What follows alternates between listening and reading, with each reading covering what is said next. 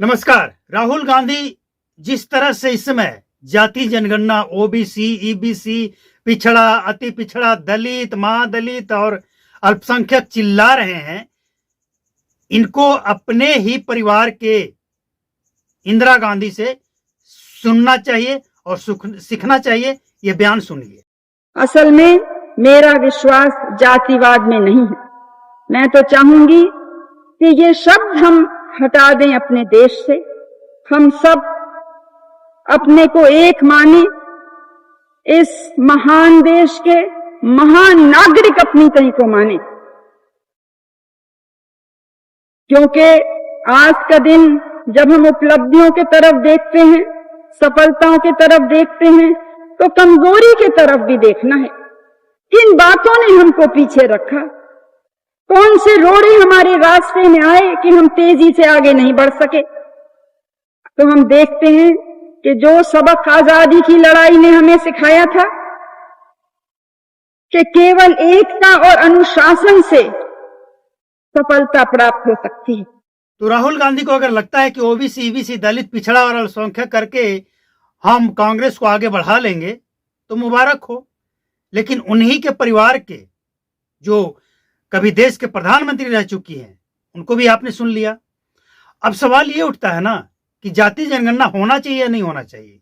बिल्कुल होना चाहिए, लेकिन जाति जनगणना सरकार योजना बनाती है उसके लिए होना चाहिए, ना कि जातियों के आधार पर कैंडिडेट खड़ा करने के लिए आंकड़े इनको दे दीजिए।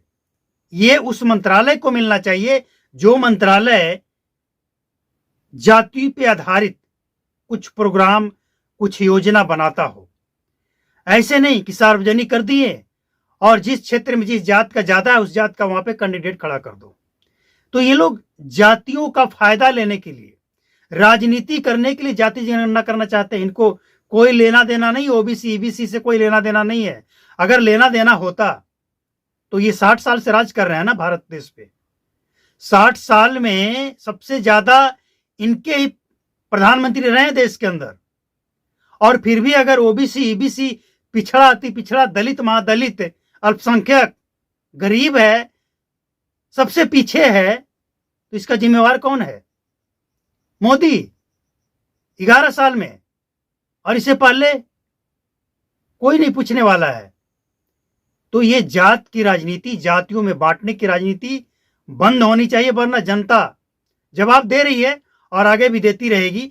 आप चाहे जितना भी चिल्ला लो, ईवीएम हैक हो गया, ईवीएम चोरी हो गया और वोट चोरी हो गया, गद्दी छोड़ो, वोट चोर, गद्दी छोड़, जितना चिल्लाना चिल्ला लो, देश की जनता समझती है और जानती है, इसीलिए तो जवाब दे रही है।